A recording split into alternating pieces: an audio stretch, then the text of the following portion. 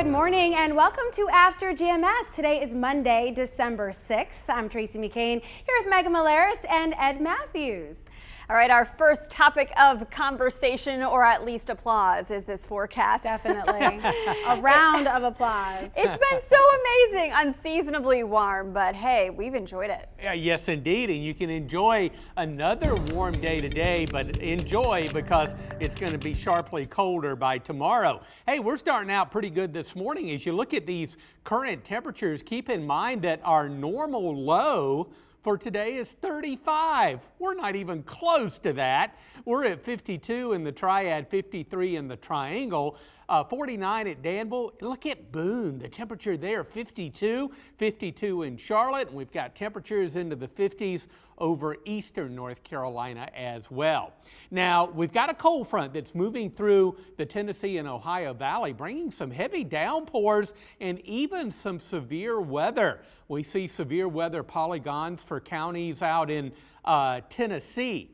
Now, that rain is going to weaken as that front moves our way, and we're going to get the leftovers late today and through the evening. Only a 30% chance of an isolated shower, and really many of you may not see any rain at all. Out ahead of the front, it's going to be a warm day as highs approach 70. A southwesterly wind will increase and may gust up near 30 miles per hour this afternoon, but it'll be much colder tomorrow. The front will move on through and settle along the Gulf Coast. Chilly high pressure builds in. We're only in the upper 40s with a mix of sun and clouds tomorrow. That's a mere 20 degrees colder than what we're going to have today in the Piedmont. A wave of low pressure is going to develop on that front, and that's going to be the key to any rain that we get on Wednesday. We've been looking at a couple of our extended models.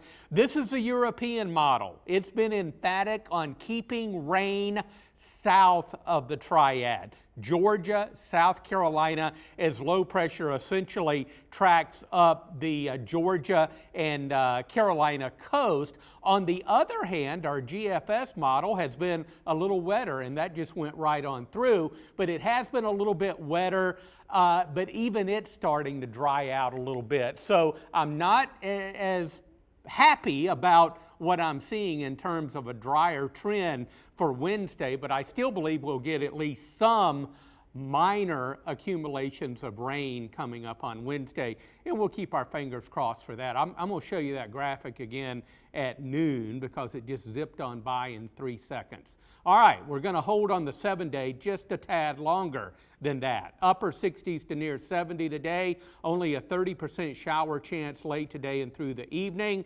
And then tonight, clear and down to 35. Tomorrow, much chillier and breezy, upper 40s. We'll see how things pan out on Wednesday. Again, our models are trending drier. Kind of sad to tell you that, but that's what I'm looking at this morning. We'll see if we can get a little rain anyway. And then back to dry weather Thursday and Friday, a warmer weekend, low and mid 60s with an increasing chance of rain late Saturday and into Sunday. All right, we definitely need the rain. I mean, with an exclamation mark, because it has been dry for so long. Hopefully it comes. I'm like, hopefully it comes. All right, a lot of people are hoping for a change with the Carolina Panthers. They've been asking for change for a little while now, and yesterday we saw a big one and a big move. The team fired offensive coordinator Joe Brady. Remember, the Panthers started the season 3-0. Oh, we were so excited. But right now they sit at 5-7, right? Officially a losing season. Yeah. Not the momentum we wanted to start this season, or to continue it at least. The change in offensive leadership comes with just 5 games left in the regular season. And we want to know, do you think this move will turn around the season for the Panthers, or is there more at play here? While you weigh in, leave a comment here on the feed. Here's a closer look at where the team stands now. With Brady running the offense, the Panthers ranked 28th out of 32 teams in the NFL. And it's no secret the offense has taken big hits lately, literally. Star running back Christian McCaffrey played 10 out of the 33 games the last 2 seasons, and he's out again on injured reserve with an ankle injury. Quarterback Sam Darnold also out. This one a shoulder injury. Cam Newton now starting at quarterback. And the O-line, they're struggling to make some big plays. Offensive assistant Jeff Nixon will call the plays for the Panthers for the rest of the year. So we asked you this morning on the Good Morning Show, do you think the coaching change will help the team get some more wins for the end of the season? James said, I hope so. They have a better team than the results they are getting. That's true. They do have a lot of talent on the Panther squad right now. CRM from Gibsonville said, seems like this gives the Panthers an early shot for the best OC available next season. Since defense is strong already, make them a complete team. Nail on the head, a complete team. Yeah. The defense has always been impeccable. Oh, we've always had an amazing defense. Always. And, you know, Ron Rivera, when he coached, was a defense-driven guy. I mean, he played defense for the Bears and then coached a defensive game. I'm not really sure what Matt Rule's style is. I think I'm still trying to figure it out. Maybe the Panthers are still trying to figure it out at this point as well. But firing your offensive coordinator halfway through the season is a big move. So either they really have confidence in the person that is behind Brady, or they just feel like a fresh change is necessary. And sometimes fresh is better. Sometimes the grass isn't greener on the other side. So we'll have to see what happens. Ed Matthews is laughing at me. Well, I'm laughing at your comment, but you're absolutely right. I'm not so sure that this coaching change will be better. Fingers crossed. I hope that will happen. But, you know, I look at the Carolina Panthers, and I'm a diehard fan, whether they're having a winning or losing season. But they're in a situation now where, quite frankly, I equate this to throwing spaghetti up on the wall and see if it sticks. I think they're in a situation where we got to do something. They've had the changes with the quarterbacks, and now they are making the coaching change. Maybe it'll work, maybe it won't. You know, some people would argue too many changes. I don't know. I'm just hoping for the best out of these guys. Yeah. So I was reading some sports analysis on love this. on this move this morning, so it's not coming from me. It's like from the people who actually know football. Okay, and no, I know a little bit here and there, yes. But apparently there is some speculation that perhaps Joe Brady and Matt Rule didn't see eye to eye on how to run the offense. Speculation that Matt Rule kind of likes the plays a little looser, which could favor someone like Cam Newton, who doesn't know all the plays. He just started in this new role again now as starting quarterback temporarily, at least while Sam Darnold's on injured reserve. Brady ran a little more tight of an offense. He was like a play guy, so that could have been maybe part of the reason for this change. That said, they had started the season off winning, as Tracy, you noted earlier, under this same coach. So what happened in the meantime? There's no I in team. I think that, you know, this problem that the offensive line has been having is about more than just the coach. But obviously, as Dana pointed out, somebody needs to be held responsible at some point. The question is whether it needed to happen midway through the season, and if that will do anything for the Panthers in the long haul. Yeah, exactly. And of course, you know, online, people are blaming Cam. I mean, they're like, how did it get there? Well, because, you know, right. I don't know, but somebody said, and I'm not even going to say their Twitter handle. It was just, you know, a flippant comment. Somebody said, you know, well, what's the difference? You know, Cam's now here. That means, you know, the OC coordinator has to go out. And so they're blaming him. And thank goodness he's not on social media anymore, because he doesn't need to see that. I don't know who's to blame here, but we can't just, you know, point the finger at one person. As Megan said in our feed, there is no I in team. It is a team effort. And hopefully this team gets it together, because they're, like, as one of our commenters said, there's so much talent on this team. Yeah. They really do have some great players. And when they start really just connecting the dots, who knows what they can do? We've seen what is not possible this year, but I want to see, you know, the extent where they can take it, because I really do have faith in the Panthers that they can pull out some major wins, but it has to be consistent. And they need to find out how to connect those dots. Right. You can't just have all these star players on the roster. They need to be able to play well together and actually make plays and score touchdowns. Jason said it's not Joe Brady's fault. Try looking at the general manager and head coach for trading away picks and putting so much money in players that have Said become that last busts. week. Yay. Don't Thank trade you, the Jason. picks. Right. Stop giving away your picks. Sorry, go ahead. Okay. Oh, go ahead. Read some more. Yeah. No, okay. Let's see. Dana said long overdue to fire offensive coordinator Joe Brady. Sean says, I've only just started following the Panthers. He is in a different part of the country and gets Australia, the game. yeah. Oh, he's in a different part of the world. Yes. Obviously. And so he does not watch the games at the same time we do. Bobby pointed out Cam has run at least a touchdown every game. So, Right. you know. Yeah. Can't just blame him, but you can't blame really anyone. No.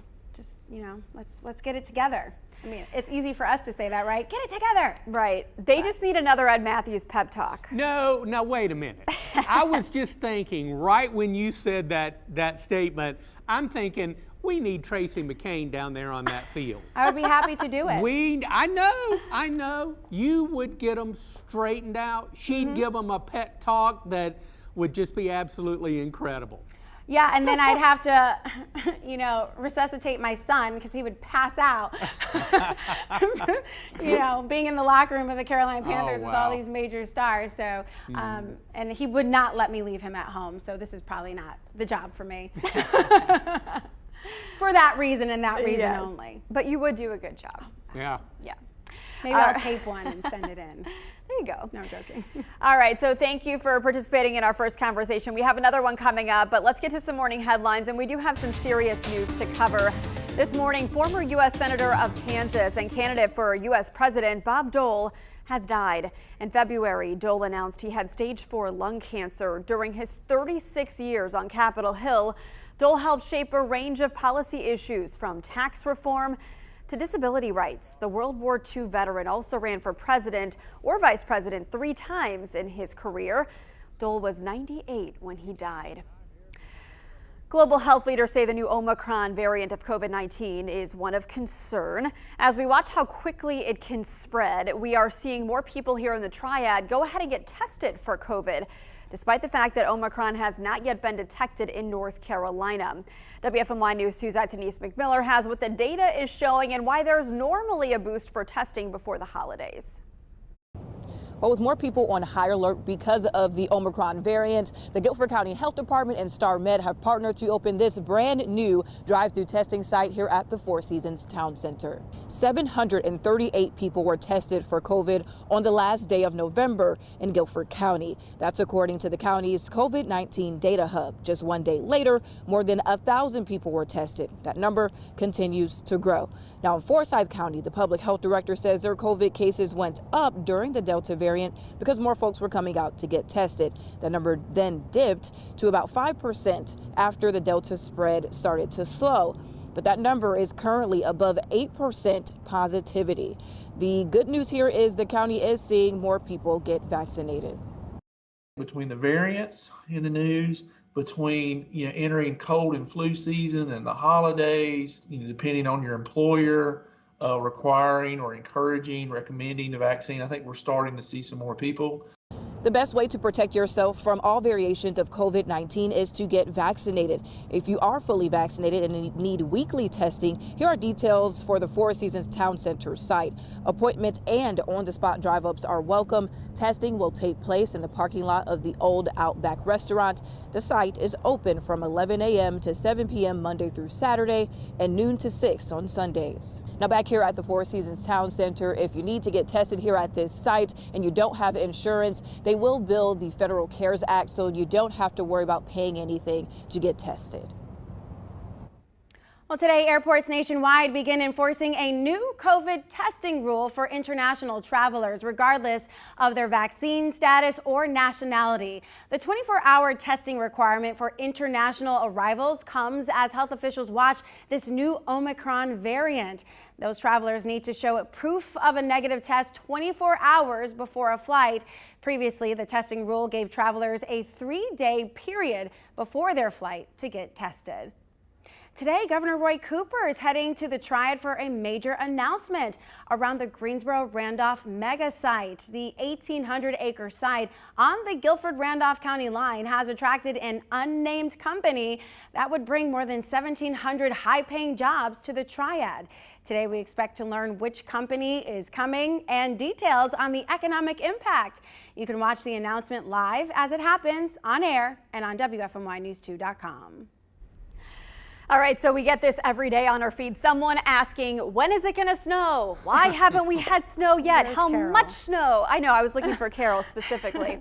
There are no signs of snow heading to the Triad right now, but that's different for some parts of Hawaii, believe it or not. Yeah, if you were online at all over the weekend, you might have seen a blizzard warning in Hawaii trending online. Yeah, it caught a lot of people by surprise. This is a time lapse of the snow on Mauna Kea. Meteorologists say, despite what you think, it does snow in Hawaii every year. And the warning only applied to the Big Island summits or mountain peaks, which got about 12 inches of snow and where no one lives. Well, most of Hawaii looks like this on the island. A lot of rain and wind, which prompted some school closures today. Interesting. You know, you think about Hawaii as this tropical paradise, but it's really not all that uncommon to see these kinds of conditions. Yeah, apparently every year, but on the highest elevations of the island, on the summits or on the mountain peaks. So you're talking, you know, again, where no one lives, shops, or plays. But just to see a blizzard warning trending for Hawaii, yeah, it turned your head a little bit. You're like, what? You don't see this every day, but apparently it does snow every year in Hawaii, just not what we get here. You don't think about snow in Hawaii. What's the first thing you think about when you think of Hawaii? Well, we think of the beauty. It's absolutely a gorgeous state. I've had the opportunity to go years ago, and it's absolutely a gorgeous place. But we think about warm weather, basking in the sun on Waikiki Beach. I've done that, and I'll tell you, it is absolutely great. So people say, snow in Hawaii? And as you mentioned, Tracy, in that story, it is at the very highest elevations of the mountains. Of course, Hawaii, the Big Island, where we were talking about this blizzard warning, has volcanic peaks as high as 14,000 feet. So when you get that high in elevation, you're talking about air that's cold enough for snow. Now, the blizzard situation, that's pretty rare that they have a blizzard warning, even in those higher peaks in Hawaii. You combine the snow with a driving wind over 100 miles per hour. And that's what we're talking about when we're talking about blizzard conditions. It's not only the snow, but it's also the wind in combination with the snow. So it was quite unusual.